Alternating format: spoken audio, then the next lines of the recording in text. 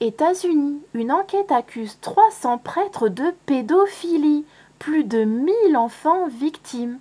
Alors ce ne sont que les chiffres officiels bien sûr. Dans la réalité, ça doit être un autre ordre de grandeur, j'imagine. Une enquête des services du procureur de Pennsylvanie, publiée mardi, a mis au jour des abus sexuels perpétrés par plus de 300 prêtres prédateurs et couverts par l'Église catholique de cet État, dont ont été victimes au moins 1000 enfants.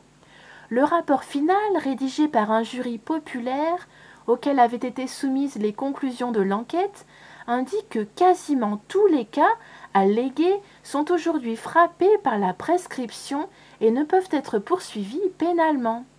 En procédure pénale américaine, le ministère public peut soumettre des faits à un jury populaire qui décidera s'il y a ou non matière à poursuivre. 2 prêtres ont néanmoins été inculpés, l'un pour des agressions sexuelles répétées sur plusieurs enfants, dont les plus récentes remontent à 2010. Le rapport évoque des agressions sexuelles dont certaines victimes présumées avaient moins de 10 ans. Il cite le cas d'un prêtre ayant abusé de 5 sœurs, dont la plus jeune n'avait que 18 mois au début des faits présumés. Ce n'est pas la première fois qu'un jury populaire publie un rapport dévoilant des cas de pédophilie au sein de l'Église catholique américaine, mais jamais une enquête n'avait révélé autant de cas. Des prêtres violaient des petits garçons et des petites filles, et les hommes d'église qui étaient leurs responsables n'ont rien fait. Durant des décennies, ont écrit les membres du jury dans le rapport publié mardi. De nombreuses histoires figurant dans le rapport dépeignent une hiérarchie ayant souvent eu une démarche active pour ne pas ébruiter les cas d'abus sexuels et pour protéger les auteurs de ces agressions. Lors d'une conférence de presse mardi, le procureur de Pennsylvanie, Josh Shapiro, a également souligné que l'enquête avait mis en cause l'attitude de plusieurs policiers, refusant d'enquêter sur des accusations visant des prêtres. Les jurés disent reconnaître que beaucoup de choses ont changé au sein de l'Église catholique ces 15 dernières années, mais soulignent que les 2 inculpations montrent que les abus d'enfants au sein de l'Église n'ont pas disparu.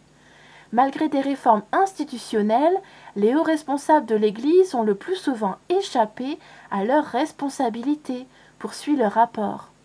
Des évêques et des cardinaux ont pour l'essentiel été protégés. Beaucoup, dont certains sont nommés dans le rapport, ont été promus depuis. Tant que cela ne change pas, nous pensons qu'il est trop tôt pour refermer le chapitre des scandales sexuels de l'Église catholique. Comme s'il n'y avait pas des scandales sexuels dans d'autres religions, bref. Nous aimerions tous que d'autres inculpations soient possibles, mais la manipulation de nos faibles lois par l'Église a mis trop de prédateurs hors de portée, a commenté M. Shapiro. La dissimulation a rendu impossible que justice soit rendue pour ses victimes, a-t-il ajouté. Dans son rapport, le jury formule plusieurs propositions de réforme, notamment une modification de la législation de la Pennsylvanie pour allonger le délai de prescription au pénal et au civil et restreindre le champ des accords de confidentialité auxquels l'Église catholique a eu fréquemment recours, d'après l'enquête.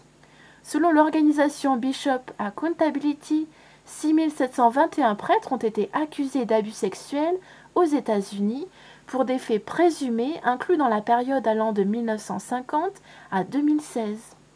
La même association estime à 18 565 le nombre d'enfants victimes de ces agissements.